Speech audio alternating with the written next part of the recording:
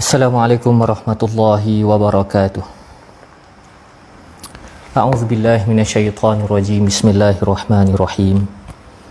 Alhamdulillahi rabbil alamin. Wassalatu wassalamu ala asyrafil anbiya'i wal mursalin wa ala alihi wa sahbihi ajma'in. Rabbi syrah li sadri wa yassir li amri wahlul 'uqdatam min lisani yafqahu qawli. Subhanaka la ilma lana illa ma 'allamtana innaka antal alimul hakim. Wala haula wala quwwata illa billahil aliyil azim. Qala Allah subhanahu wa ta'ala wa laqad ba'atsna fi kulli ummatir rasula an i'budullah wajtanibut taghut. Allah berfirman, dan sesungguhnya kami telah utuskan bagi setiap umat itu rasul, masing-masing membawa seruan, abdikanlah diri kepada Allah dan jauhkanlah diri dari taghut. Sadaqallahul azim. Yang dimuliakan barisan ahli jawatan kuasa masjid, seterusnya teman-teman yang mengikuti sesi perkongsian ilmu pada malam ini. Seperti yang telah diwartakan, kita akan membahaskan beberapa pesanan-pesanan Nabi SAW berkaitan dengan Dajjal, berkaitan dengan sebuah fitnah yang paling besar Allah timpakan ke atas manusia sejak dari zaman Nabi Adam sehinggalah berlakunya kiamat. Fitnah Dajjal ini merupakan fitnah yang terbesar. Terlebih dahulu kita perlu memahami perkataan fitnah. Perkataan fitnah di dalam bahasa Arab, iaitu bahasa nas di dalam Islam, merujuk kepada ujian-ujian yang besar. Berbeza dengan apa yang difahami oleh orang-orang Melayu dalam bahasa Melayu. Fitnah selalunya merujuk kepada tuduhan palsu.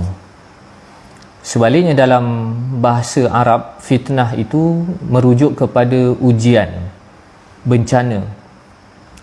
Dan tertakluk di bawah fitnah itu adalah peperangan, penipuan, penyelewengan, pembunuhan, konflik, krisis, kesesatan, kejahilan,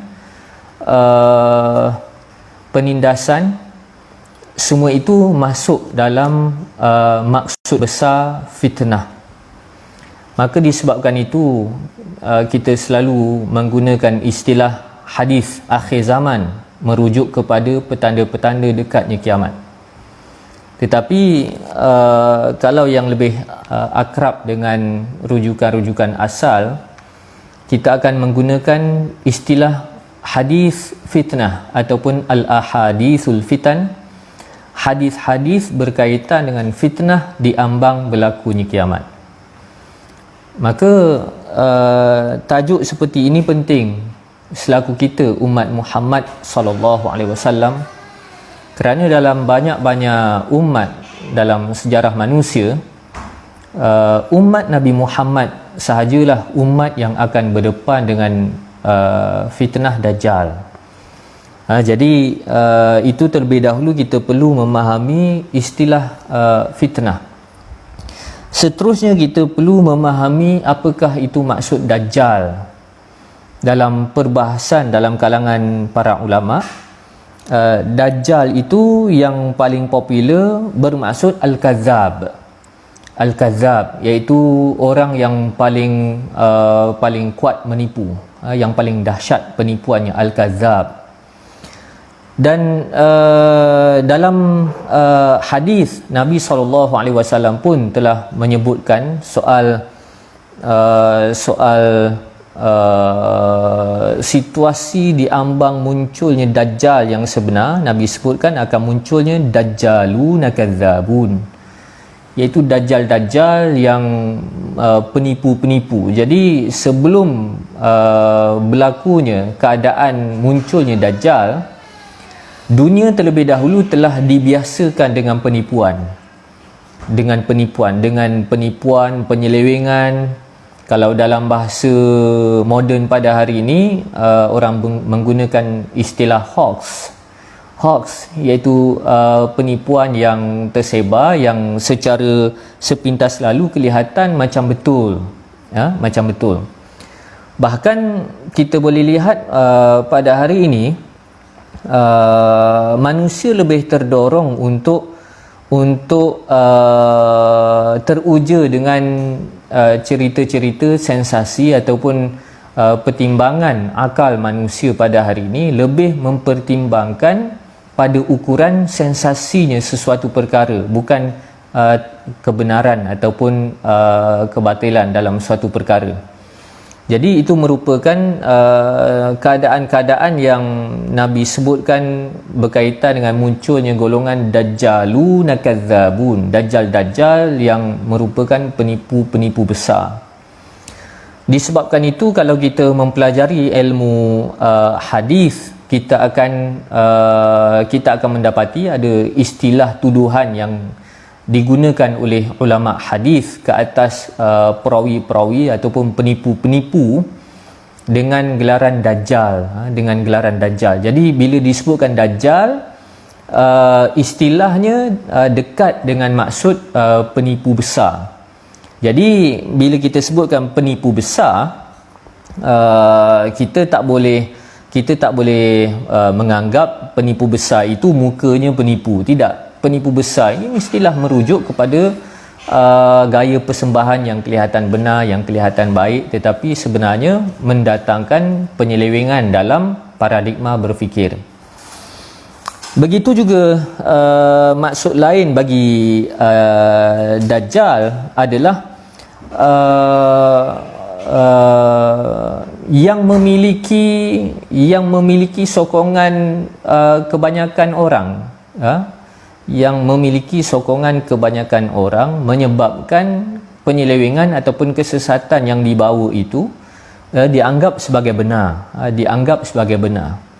Jadi kalau kita rujuk di dalam hadis-hadis yang lain, kita akan dapati Nabi menggambarkan golongan-golongan yang benar di ambang berlakunya kiamat, golongan yang berada di pihak yang sedikit, di pihak minoriti. Antaranya hadis berkaitan dengan fatuba lil ghuraba, beruntunglah golongan-golongan yang kelihatan asing, yang sedikit.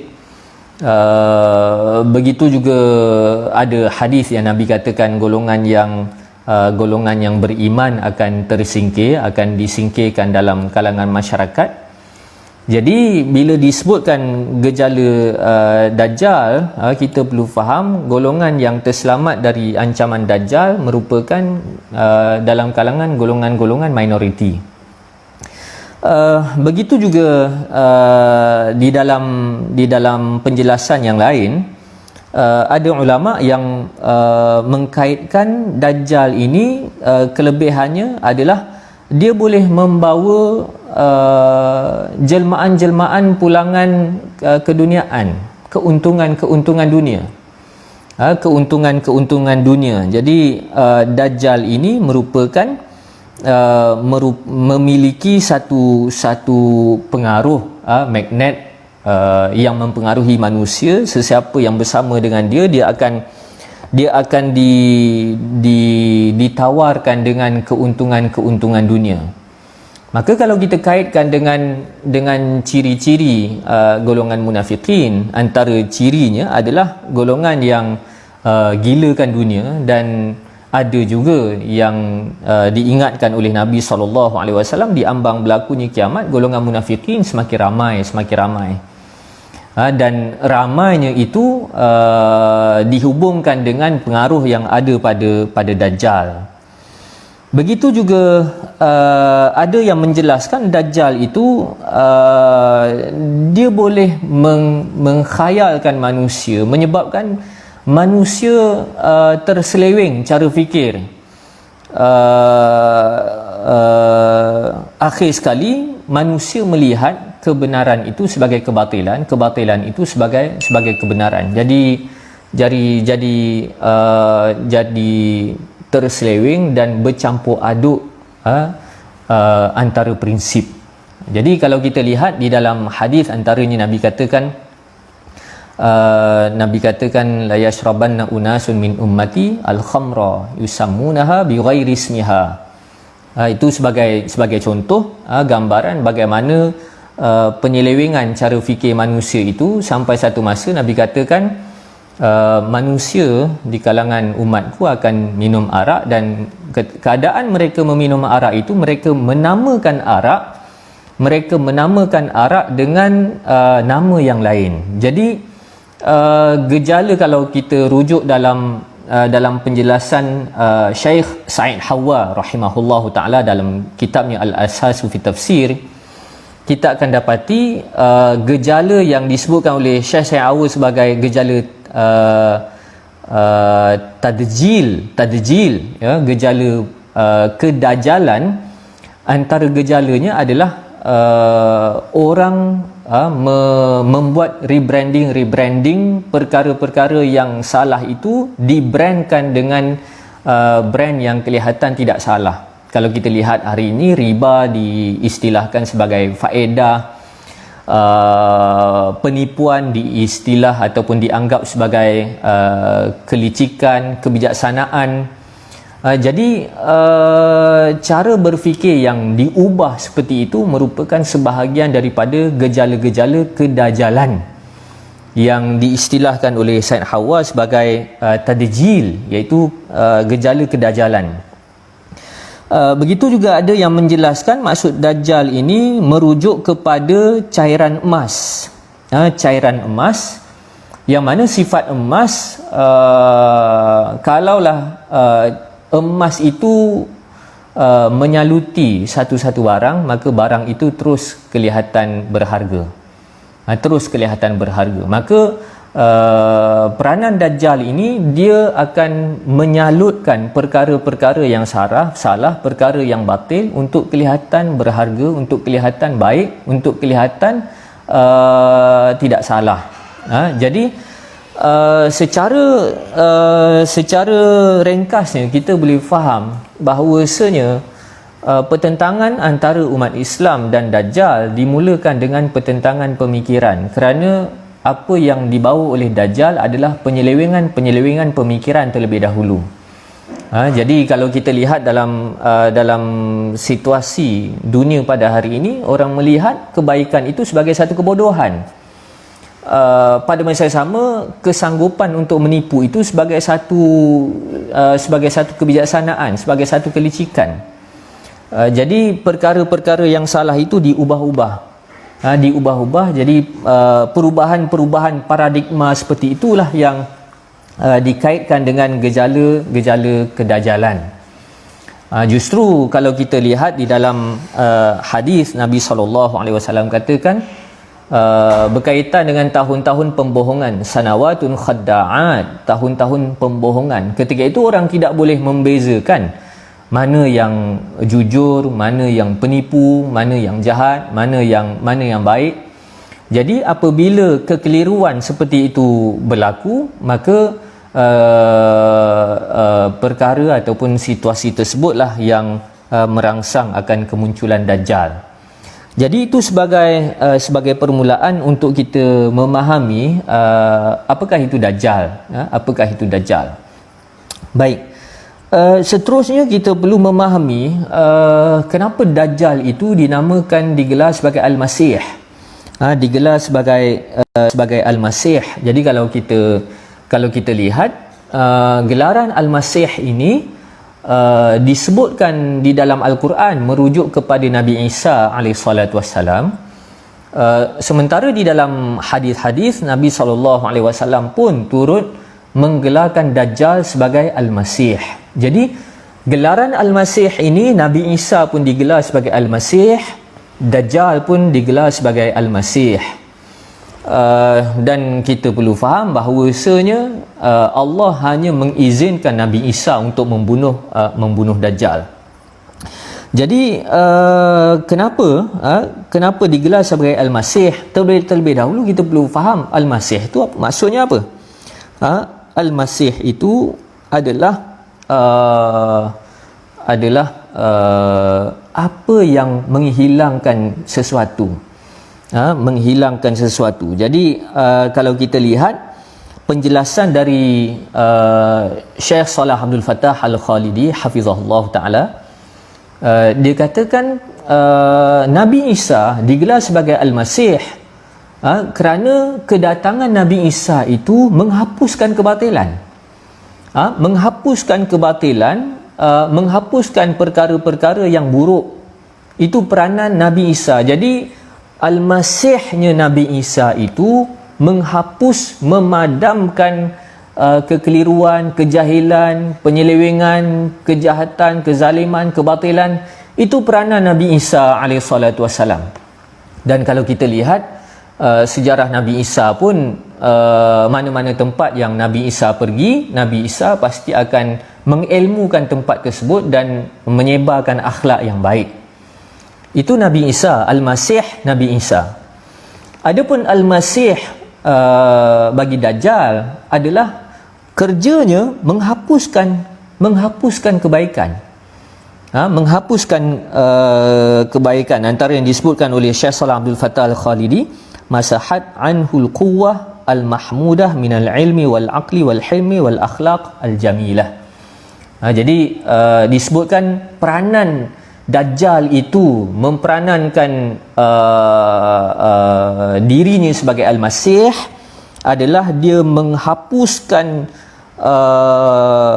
punca kekuatan yang baik. Dia cuba membodohkan orang, menghilangkan akal manusia, merosakkan santun manusia, menghancurkan akhlak manusia yang baik. Jadi peranan menghapuskan kebaikan dalam dunia. Adapun penentang Dajjal pun digelar sebagai Al-Masih, iaitu Nabi Isa alaihissalatu wassalam. Dia menghapuskan kebatilan. Jadi dalam pertempuran antara Nabi Isa dan Dajjal, Allah menjanjikan bahawasanya Dajjal itu akan mati di tangan Nabi Isa alaihissalatu wassalam. Baik.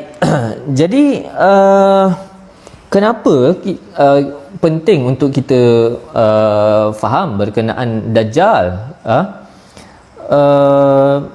Kerana kita adalah umat Nabi Muhammad sallallahu alaihi wasallam. Umat Nabi Muhammad ini kalau dibandingkan dengan umat-umat yang lain, memanglah umat akhir zaman ini dianggap sebagai umat yang terbaik. Tetapi apakah umat yang terbaik itu percuma sahaja, tanpa bebanan ataupun komitmen yang berbeza dari umat-umat yang terdahulu? Maka kita perlu faham fitnah terbesar ditimpakan ke atas manusia adalah kiamat, dan tidak ada umat yang berdepan dengan fitnah kiamat melainkan umat Nabi Muhammad. Dan kemuncak kepada fitnah itu datang melalui kedatangan Dajjal, dan Dajjal itu merupakan kemuncak kepada fitnah yang ditimpakan ke atas manusia. Maka disebabkan itu di dalam hadis yang diriwayatkan oleh Imam Muslim, Nabi katakan, ma min nabiyyin illa waqad anzarahu qaumahu laqad anzarahu nuhun qaumah. Nabi katakan, tidak ada nabi melainkan mesti nabi itu akan memperingatkan kepada kaumnya berkaitan dengan Dajjal, sebagaimana Nabi Nuh telah mengingatkan kepada kaumnya berkaitan dengan Dajjal. Jadi kita perlu faham, Nabi Nuh merupakan Nabi yang pertama berdepan dengan kesyirikan. Ini Nabi yang pertama berdepan dengan kesyirikan. Dan serentak dengan itu, Nabi Nuh juga mengingatkan kepada kaumnya berkaitan dengan Dajjal, menandakan Dajjal itu datang bersama-sama dengan gejala kesyirikan. Jadi sejak daripada zaman Nabi Nuh sehinggalah Nabi kita Muhammad sallallahu alaihi wasallam mengingatkan berkaitan dengan bahaya yang datang dari Dajjal laknatullahi alaih. Baik. Jadi mungkin timbul persoalan, apakah Dajjal ini telah pernah dinyatakan di dalam Al-Quran? Maka kalau kita merujuk Al-Quran, kita akan dapati perkataan nama Dajjal ini Allah tidak pernah sebutkan dalam Quran. Dajjal tidak ada. Dajjal tidak ada. Tetapi Allah memperuntukkan satu surah yang khusus yang menjadi vaksin, yang menjadi benteng kepada ancaman Dajjal, iaitu Suratul Kahfi. Suratul Kahfi. Jadi mungkin kita terfikir, apakah hikmah? Kenapa kalau nak katakan Dajjal ini sangat-sangat besar, sangat-sangat besar ancamannya, kenapa Allah tidak nyatakan di dalam Al-Quran? Maka di sini menjelaskan kepada kita bahawasanya kita selaku umat Islam tidak akan boleh berenggang ataupun memahami agama kita secara lengkap tanpa penerangan dari hadis-hadis Nabi SAW. Sekaligus menjelaskan kepada kita bahana yang dikenali sebagai golongan anti hadis. Kalaulah kita cuba memahami agama Islam dengan Al-Quran sahaja tanpa syarahan-syarahan dari hadis Nabi SAW, maka kita takkan percaya akan munculnya Dajjal, kerana Dajjal ini Nabi ceritakan melalui hadis. Jadi kesedaran ini menggesa kita supaya memahami agama bukan semata-mata dengan Al-Quran, bahkan mesti dilengkapi dengan penjelasan-penjelasan dari hadis Nabi SAW. Baik, jadi kalau kita sebutkan Dajjal, kalau kita sebutkan Dajjal tadi, maksudnya adalah Al-Kadzab, dia penipu. Dan penipuan yang paling besar dibuat oleh Dajjal adalah dia menipu manusia dengan mendakwa dia merupakan Tuhan. Dia merupakan Tuhan. Dalam satu hadis yang diriwayatkan oleh Imam Ahmad, ketika Dajjal menghidupkan orang mati, tapi sebenarnya sihir, wa yaqulu linnas ana rabbukum, dia memperlihatkan keupayaan dirinya kononnya boleh menghidupkan orang yang mati. Kemudian dia mendakwa ana rabbukum, aku adalah Tuhan kamu. Jadi kalau disebutkan Dajjal ini penipu besar, tidak ada penipuan yang lebih besar melainkan apabila dia mengaku sebagai Tuhan. Sebagai Tuhan. Jadi bagaimana dia boleh mengaku sebagai Tuhan? Kerana dalam hadis-hadis yang pelbagai, Nabi SAW menggambarkan dia boleh menawarkan keselesaan hidup, dia boleh menawarkan kelangsungan hidup bagi manusia. Kerana atas faktor perebutan, tanafus, pergelutan, persaingan sesama manusia, dunia akan menjadi pincang, punah ranah, berlakunya krisis, dan ketika itu manusia berdepan dengan keadaan yang sukar. Apabila manusia berdepan dengan keadaan yang sukar, maka Dajjal akan menawarkan sumber-sumber kehidupan. Sumber-sumber kehidupan. Jadi kalau kita kaitkan dengan hadis-hadis Nabi SAW, golongan yang berpotensi untuk ikut Dajjal antaranya adalah golongan yang gila dunia. Yang gila dunia, bukan sekadar mahu hidup, tetapi inginkan kehidupan yang mewah, inginkan kehidupan yang istimewa. Jadi di sinilah peranan Dajjal. Ketika manusia berdepan dengan kesusahan, Nabi SAW menyebutkan dalam hadis yang diriwayatkan oleh Imam Muslim, inna ma'ahu ta'am wal anhar. Sesungguhnya bersama-sama dengan Dajjal makanan-makanan dan sungai-sungai. Makanan-makanan dan sungai-sungai. Jadi kalau kita lihat dalam metafora yang dikemukakan oleh Al-Quran, bahawasanya air ini merupakan sumber kehidupan. Sumber kehidupan. Jadi dalam keadaan masing-masing manusia mengalami bekalan makanan yang terhad, pergelutan hidup, Sesiapa yang mahu bermewah dalam kehidupan, maka dia berpotensi untuk terikut dengan Dajjal. Sama ada Dajjal yang sebenar ataupun gejala-gejala kedajalan sebelum munculnya Dajjal. Maka disebabkan itu cukup bahaya kalau kita umat Islam menginginkan kehidupan dunia yang berprestij. Kalau kita katakan zaman sekarang adalah zaman fitnah, jadi sekaligus fitnah itu datang dengan godaan-godaan dunia, dan yang mengepalai tawaran tersebut adalah Dajjal. Dalam satu hadis yang diriwayatkan oleh Imam Bukhari dan Imam Muslim, Nabi SAW mengingatkan kepada kita, sampai satu masa kita akan diberikan pilihan sama ada nak memilih jalan yang benar tetapi kehidupan yang susah, ataupun jalan yang mewah, yang senang tetapi prinsipnya prinsip yang salah. Jadi ketika itu Nabi menggambarkan waktu itu pilih cara hidup yang susah.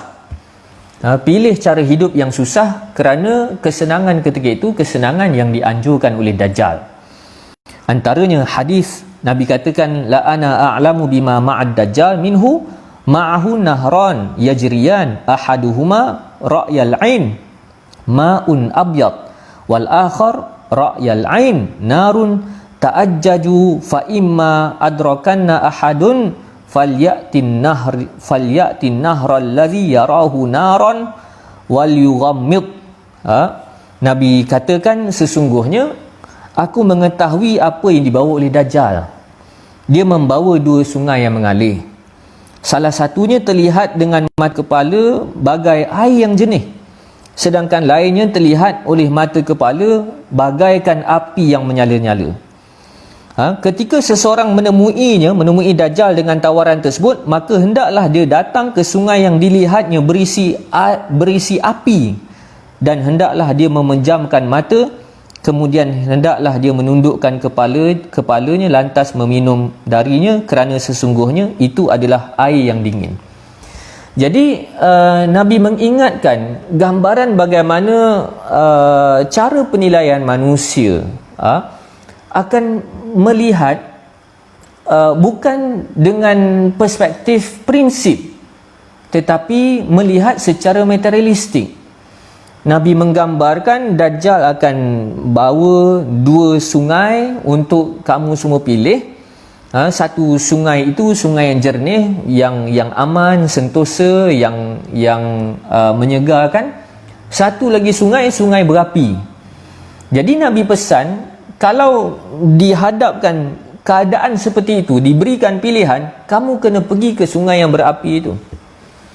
Kamu kena pergi ke sungai berapi itu. Sesungguhnya sungai yang berapi itu adalah sungai yang baik, sungai yang selamat, iaitu kebenaran. Jadi tadi kita telah jelaskan bahawasanya Dajjal ini datang dengan menyelewengkan cara berfikir manusia, paradigma manusia. Jadi memang sikap kebendaan manusia dalam dunia pada hari ini, orang melihat mana-mana yang menguntungkan itu adalah benar. Mana-mana yang untung itu adalah yang benar. Ketika itu Nabi SAW mengingatkan, pergi pada cara kehidupan yang kelihatan rugi, cara kehidupan yang kelihatan tidak memihak kepada kita dari sudut kepentingan dunia. Sesungguhnya perkara itu perkara yang benar. Perkara yang benar. Maka disebabkan itu kita selalu sebutkan zaman sekarang zaman fitnah, akhir zaman. Tetapi bila kita isytiharkan zaman sekarang zaman fitnah, kita juga perlu bersedia hidup dalam keadaan susah. Kerana bila zaman fitnah itu melanda, golongan yang benar, golongan yang dicuba dengan kesusahan. Adapun kalau kita katakan sekarang ini zaman fitnah, tetapi kehidupan kita semakin mewah, semakin senang, semakin kayanya luar biasa, semakin peluang kemewahannya luar biasa, maka kita perlu cek balik diri kita sama ada kita berada dalam prinsip yang benar ataupun prinsip yang salah, kerana zaman fitnah itu pasti akan membawa kesusahan kepada pendokong-pendokong iman. Sementara golongan yang berpotensi untuk bersama-sama dengan Dajjal, mereka akan mengerumuni kesenangan-kesenangan. Jadi ini perkara yang perlu kita khawatirkan, yang perlu kita faham. Baik, jadi dalam hadis terlalu banyak Nabi mengingatkan berkaitan dengan bila datangnya Dajjal. Ada yang Nabi katakan sebelum datangnya Dajjal akan berlakunya 3 tahun kemarau, kan. Nabi sebutkan petanda-petanda yang lain. Tetapi ada hadis yang diriwayatkan oleh Imam Ahmad bin Hanbal yang terkait dengan keadaan diri kita yang boleh kita jadikan sebagai penilaian. Nabi katakan, yakhrujud Dajjal fi khafqatin minad din wa idbari minal ilm.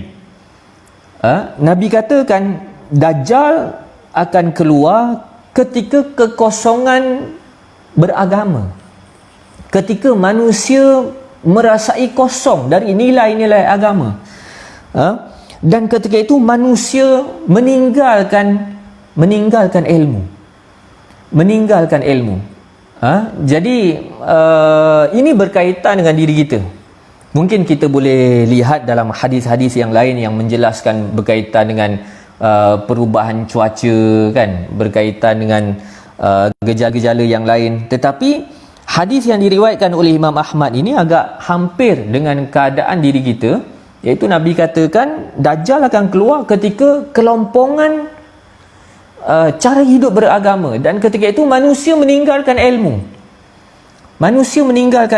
Maka disebabkan itu, untuk kita selamat dari ancaman Dajjal, tidak ada cara yang lebih mustahak melainkan kita menumpukan diri kita supaya menghargai ilmu dan menjadikan ilmu sebagai paksi kehidupan. Justru tidak betul kalau kita katakan tak apalah, saya ni jahil, tak apa, yang penting saya ikut orang-orang baik, ataupun tak apalah saya ni jahil, asalkan saya ni beradab, tak apa saya ni jahil, asalkan saya ni nak buat benda baik. Ini sebenarnya satu cara berfikir yang salah, kerana mana mungkin orang yang jahil itu boleh memilih jalan yang benar. Dan kita perlu lihat di dalam ayat Al-Quran, Nabi mengingatkan soal kebatilan itu yang dianjurkan oleh syaitan datang dengan laras-laras bahasa, dengan persembahan yang kelihatan baik. Zukhrufal qaul, Allah sebutkan dalam Quran bagaimana syaitan itu datang dengan membawa perhiasan-perhiasan kata-kata. Bermaksud kebatilan itu ia bukan datang dengan gaya yang ganas, bukan datang dengan gaya yang kasar, tetapi kejahatan, kebatilan yang sebenar ia datang dengan kata-kata yang dihias secara indah. Zukhrufal qaul. Jadi kalaulah kita tidak memiliki ilmu, kita mengesamping ataupun kita menganggap ilmu itu bukan perkara yang asas dalam kehidupan, maka walaupun kita ada kecenderungan nak jadi orang baik ataupun kita cuba ikut orang baik, tapi kalau kita tak ada ilmu, kita berpotensi untuk jadi sesat. Jadi trend masyarakat dunia yang digambarkan oleh Nabi SAW, Dajjal akan keluar waktu orang sudah tidak menghargai agama dan orang sudah tidak mementingkan soal ilmu. Jadi disebabkan itu, terdapat hadis Nabi SAW mengingatkan apakah benteng yang perlu ada bagi kita umat Islam untuk menjauhkan diri, untuk selamatkan diri dari Dajjal. Antaranya Allah telah membekalkan kepada kita suratul Kahfi. Dalam hadis yang masing-masing diriwayatkan oleh Imam Muslim, Nabi SAW katakan, man hafiza 10 ayatin min awwali suratil kahfi usima minad dajjal. Barang siapa yang menghafal 10 ayat awal suratul kahfi, maka dia terpelihara dari dajjal. Dalam riwayat yang lain Nabi katakan man qara'al 10 awakhir min suratil kahfi usima min fitnatid dajjal. Nabi katakan barang siapa yang membaca 10 ayat akhir dari suratul kahfi, maka dia terpelihara dari fitnah dajjal. Jadi hadis ini hadis yang sahih, masing-masing diriwayatkan oleh Imam Muslim. Ada hadis yang Nabi katakan 10 ayat awal suratul kahfi, ada hadis yang Nabi katakan 10 ayat akhir suratul kahfi. Kalau kita tadabbur dua-dua bahagian ini, 10 ayat awal dan 10 ayat akhir, kita akan dapati Allah Subhanahu wa taala merumuskan isi kandungan utama dari suratul kahfi. Jadi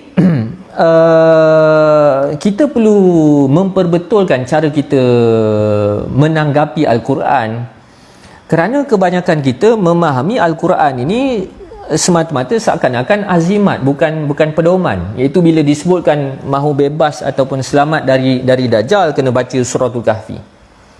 Sedangkan fungsi Al-Quran bukan semata-mata untuk dibaca. Fungsi Al-Quran adalah dibaca, difahami dan dijadikan sebagai pedoman. Maka kita perlu upgrade. Kalaulah kita telah mengamalkan setiap hari Jumaat baca suratul kahfi, sekarang kita kena upgrade, iaitu bukan sekadar baca, tetapi kita mendalami, memahami sedikit demi sedikit pengajaran-pengajaran dan mesej dari suratul kahfi, kerana dari kefahaman-kefahaman tersebutlah dapat menjelaskan pandangan kita untuk menilai elemen-elemen dajjal dalam kehidupan. Maka secara rumusannya, kalau kita lihat dalam suratul kahfi, Allah menyediakan 4 kisah yang penting. Yang pertama, kisah Ashabul Kahfi.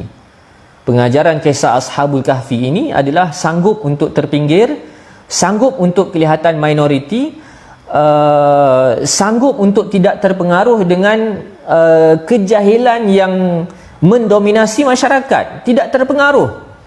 Jadi mesej kisah Ashabul Kahfi ini bukan mesejnya supaya kita cari gua kat mana, bukan, tetapi kita tidak terpengaruh dengan kerosakan yang melanda masyarakat. Kisah yang kedua, Allah kemukakan kisah Sahibu Jannatain, iaitu kisah bagaimana manusia yang terlalai dengan cara fikir secara materialistik, secara kebendaan, gilakan dunia, gilakan dunia. Itu kisah yang kedua. Kisah yang ketiga berkaitan dengan pengembaraan ilmu Nabi Musa bersama dengan anak muridnya Nabi Yusha bertemu dengan Nabi Khadir. Dan ini mengingatkan kepada kita betapa pentingnya ilmu dalam kehidupan. Kalau tidak ada ilmu, kita berpotensi untuk sesat, untuk terikut dengan Dajjal, yang mana Dajjal itu mempersembahkan kempen-kempennya, kempen yang cukup menarik, yang kelihatan dapat menjamin kehidupan, yang menggunakan kata-kata yang lunak. Jadi untuk berdepan dengan keadaan seperti itu, kita mesti memiliki ilmu yang cukup, yang padan dengan fitnah, dengan cabaran hari ini. Dan fitnah yang keempat, kisah yang keempat Allah rakamkan dalam suratul kahfi berkaitan dengan Zulkarnain. Zulkarnain, kisah kekuasaan, fitnah kekuasaan. Allah menjelaskan di sebalik kekuasaan itu kita boleh memilih sama ada untuk menggunakan kuasa dengan cara yang baik ataupun menggunakan kuasa untuk melakukan kezaliman. Jadi keempat-empat kisah ini merupakan kisah yang sangat penting, menjadi gambaran kepada kita bagaimana berdepan dengan Dajjal, iaitu perlu perkukuhkan jati diri, kemudian jangan gilakan dunia sampai menjual prinsip. Yang ketiga, perlu mementingkan soal ilmu pengetahuan untuk selamat. dan yang keempat memfungsikan kekuasaan itu dengan cara yang saksama. Baik, mungkin ada beberapa minit dalam satu hadis yang agak panjang, hadis yang diriwayatkan oleh Imam Muslim. Mungkin ini yang terakhir berkaitan dengan Dajjal kita akan bicarakan pada malam ini. Sebenarnya banyak lagi cerita-cerita Dajjal ini, kan? Ada satu hadis yang diriwayatkan oleh Fatimah binti Qais. Fatimah binti Qais. Jadi ini menggambarkan bagaimana Islam mengiktiraf sumbangan ilmu wanita, kerana kita perlu faham situasi dunia 1400 tahun yang lalu tidak memberikan ruang ilmu kepada kaum wanita. Islam memberikan kelayakan kepada kaum wanita untuk turut serta dalam sumbangan kepada ilmu, dan sebahagian kalau kita lihat dalam kajian para ulama hadis, kalau diikutkan dari sudut nisbah, perawi-perawi dari muslimat ini, nisbahnya mereka lebih ramai perawi yang siqah berbanding dengan perawi lelaki dari sudut nisbah, walaupun angka mereka sedikit. Jadi ini pengiktirafan Islam terhadap peranan ilmu wanita 1400 tahun yang dahulu, sedangkan tamadun manusia pada era tersebut masing-masing tidak memberikan ruang yang sewajarnya kepada wanita untuk memainkan peranan dalam bidang ilmu. Jadi salah satu hadis yang panjang berkaitan dengan Dajjal diceritakan oleh Fatimah binti Qais. Diceritakan oleh Fatimah binti Qais, dia katakan satu hari dia solat berjamaah bersama dengan Nabi SAW, diimamkan oleh Nabi. Selepas dari Nabi mengimamkan, kemudian Nabi katakan liyalzam kullu insanin musallah. Nabi katakan semua kena duduk tempat masing-masing, jangan beredar dulu. Kemudian Nabi tanya, atadruna lima jama'atukum, apakah kamu tahu kenapa aku menghimpunkan kamu semua pada hari ini? Dengan beradab, para sahabat menjawab, Allah wa rasuluhu a'lam, Allah dan Rasulnya yang lebih mengetahui. Lantas Nabi katakan, inni wallah ma jama'tukum li raghbatin wala li rahbah, walakin jama'tukum li anna Tamimad Dari kana rajulan nasraniyya faja'a fabaya'a wa aslama wa haddatsani hadisan wafaqa alladhi kuntu uhaddithukum an Masihid Dajjal. Jadi Nabi katakan, sesungguhnya demi Allah, bukanlah aku nak himpunkan kamu pada hari ini untuk berikan khabar baik ataupun khabar celaka, tak. Dua-dua ini tidak. Tetapi aku himpunkan kamu pada hari ini kerana aku nak ceritakan, kongsikan kepada kamu kisah berkaitan dengan seorang lelaki Nasrani. Seorang lelaki Nasrani, ketika itu istilah Kristian belum lagi muncul, yang namanya Tamim Ad-Dari. Dia telah datang kepadaku, dia telah berbay'ah, dia telah masuk Islam, dan dia telah menceritakan kepadaku cerita yang sama aku telah ceritakan kepada kamu semua sebelum daripada ini, berkaitan dengan Masih Dajjal. Jadi ini satu keterujaan Nabi SAW apabila cerita peringatan berkaitan dengan Dajjal Nabi telah ceritakan kepada para sahabat. Tengok-tengok ada orang lain, orang yang asalnya kafir, tidak pernah dengar kuliah Nabi, tengok-tengok dia berpengalaman dengan pengalaman yang sama, menceritakan cerita yang sama seperti yang telah diterangkan oleh Nabi, menggambarkan khabar yang dibawa oleh Nabi merupakan perkhabaran yang benar. Perkhabaran yang benar. Jadi ada seorang namanya lelaki Nasrani bernama Tamim Ad-Dari, dia ada pengalaman bertemu dengan Dajjal. Haddatsani annahu raqiba fi safinatin bahriyah ma'a salasina rajulan min lakham wa juzam fala'iba bihimul mawj syahran fil bahri thumma arfa'u ila jaziratin fil bahri hatta maghribi syams fajalasu fi aqrubis safinah fadakhalul jazirah falaqiyathum dabatun ahlab kathiru sya'ri la yadruna ma qubuluhu min duburih min kasrati sya'ri. Jadi Nabi katakan sesungguhnya Tamim Ad-Dari ini, dia ceritakan kepada aku, dia telah berlayar di lautan bersama dengan 30 orang kawan-kawannya di kalangan kaum Lakham dan Juzam. Kemudian kapal mereka dipukul ombak, mereka hanyut selama sebulan, sehinggalah mereka terdampar di satu pulau, di satu semenanjung, di kawasan tenggelamnya matahari, di kawasan barat, dari kawasan yang didiami oleh Nabi SAW, iaitu semenanjung Arab.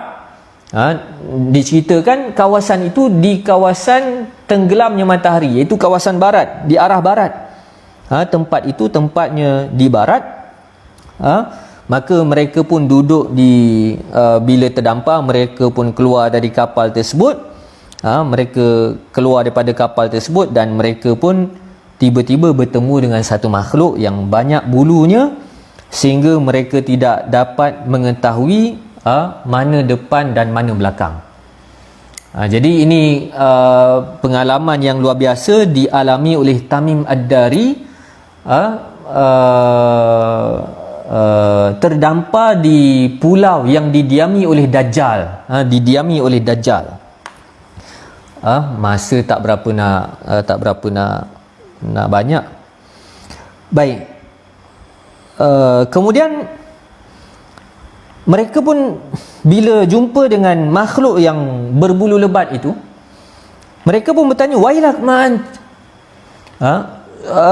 celaka, siapa kamu? Maka makhluk yang berbulu lebat itu menjawab, anal jassasah, aku adalah al-jassasah. Jadi agak menarik, ada yang menghuraikan al-jassasah itu peranan perisikan, intelijen, kerana perisikan ini jasus kan, memiliki kata akar yang sama.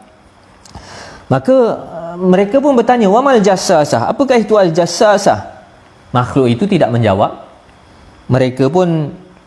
Makhluk itu pun berkata, ayyuhal qaum intaliqu ila hadzal rajul fid dair fa innahu ila khabarikum bil aswaq. Wahai kaum, pergilah kamu bertemu dengan seseorang di bangunan itu. Sesungguhnya dia ada perkhabaran yang sangat penting untuk dikhabarkan kepada kamu. Dia teringin sangat nak berjumpa dengan kamu. Jadi jassasah ni dia tidak menjelaskan definisi dirinya dia sendiri. Dia terus mengkhabarkan kepada Tamim Ad-Dari dan kawan-kawan supaya kamu pergi ke satu bangunan yang ditunjukkan, kerana di sana ada seseorang yang sangat teringin bertemu dengan kamu dan mengkhabarkan kepada kamu perkhabaran yang sangat penting baginya. Lamma samat lana rajulan fariqna minha an takuna syaitanah. Maka setelah mendengar begitu, kami pun cepat-cepat beredar dari meninggalkan jassasah itu, kerana kami bimbang jassasah itu merupakan syaitan, merupakan hantu kan. Lebih kurang kalau bahasa kita hari inilah hantu kan. Nampak makhluk berbulu tengah-tengah pulau dekat hutan. Ini hantu ke apa? Mereka pun terus beredar.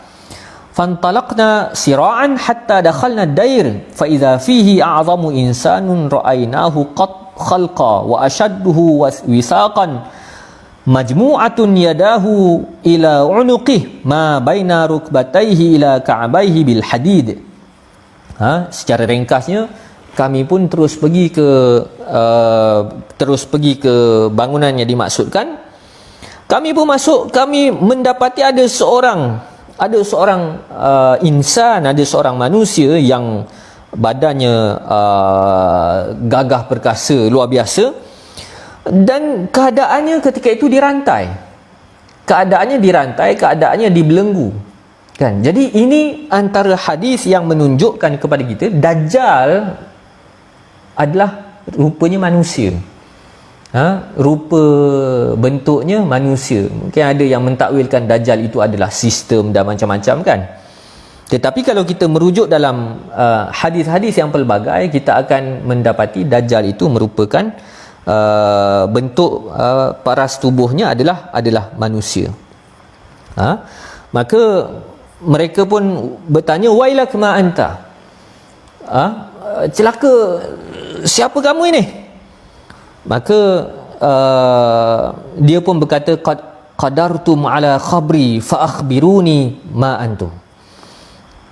Maka yang badan besar yang dimaksudkan sebagai Dajjal itu pun berkata, sesungguhnya kamu telah berkesempatan untuk bertemu, untuk mengetahui perkhabaran aku, maka ceritakan kepada aku, kamu ni siapa sebenarnya.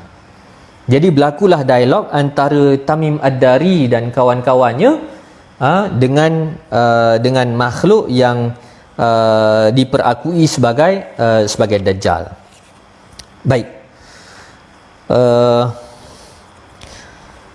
rasanya kalau kita nak teruskan panjang, jadi rasa sekadar itu sahaja untuk malam ini. Kalau nak diteruskan mungkin lain kali. Jadi rasa sekadar itu sahaja. Allahumma balagh, Allahumma fashhad. Ya Allah, aku telah sampaikan. Ya Allah, saksikan apa yang telah aku sampaikan. Wallahu alam. Assalamualaikum warahmatullahi wabarakatuh.